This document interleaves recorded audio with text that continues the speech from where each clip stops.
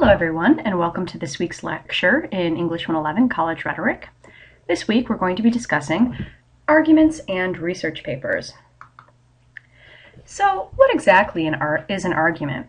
Well, an argument, as opposed to a fight, explores two or often more sides of a controversial topic. An argument argues fairly and reasonably, these are key words, for one side over others. An argument also helps to deepen your own understanding and even influences how you think about your position. It's important to remember that fairness is key in presenting viewpoints.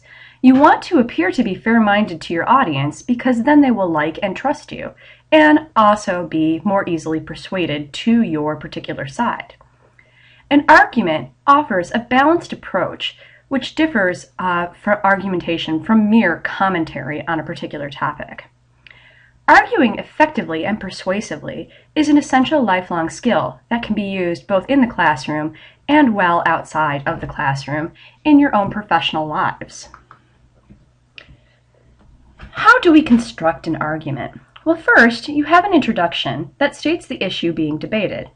It identifies the issue's main sides and offers oftentimes explicit, although sometimes implicit thesis that your argument will support.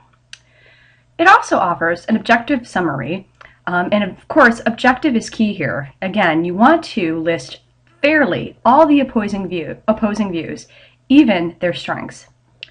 Then you want to have a discussion that assesses the limitation of the opposing viewpoints. A summary that briefly discusses your viewpoint and/or understanding of the topic, and then you want to assess both the strengths and weaknesses of your own position. Again, fairness is key here. And finally, you want a conclusion that drives home your argument and looks to how your position will make the future better. Argument with a capital A is the password for this week's reading response.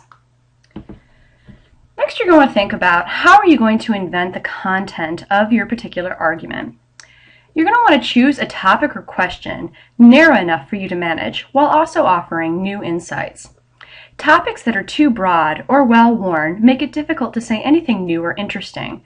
Thus, this is the reason why there are certain topics that I say that you cannot write about for your particular argument. You need to understand the issue thoroughly, and this is where your research comes into play. You want to identify the major points of contention and why your position is the strongest and/or most advantageous one to take. It's really important to not stack your rhetorical deck. Research all angles of your particular topic. And this, of course, involves being open-minded. You may begin your research with a preconceived notion about said topic, but if the evidence is overwhelmingly contrary to these preconceptions, you really need to be willing to change your mind. When creating your argument, style is certainly very important. You want to first define your topic, your angle, and the purpose for arguing what you're arguing. You want to use a plain style to describe the opposing positions. Be upfront and as clear as possible. Again, this establishes trust. If you use a plain style, it shows that you aren't hiding anything from your audience on what the opposing sides have to say. You'll want to use more descriptive language when describing your own argument. You can use similes, metaphors, and analogies when describing your position. This really allows readers to visualize your argument.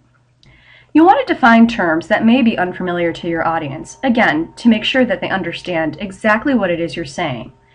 Create a descriptive title that gives readers a glimpse into the content of your argument.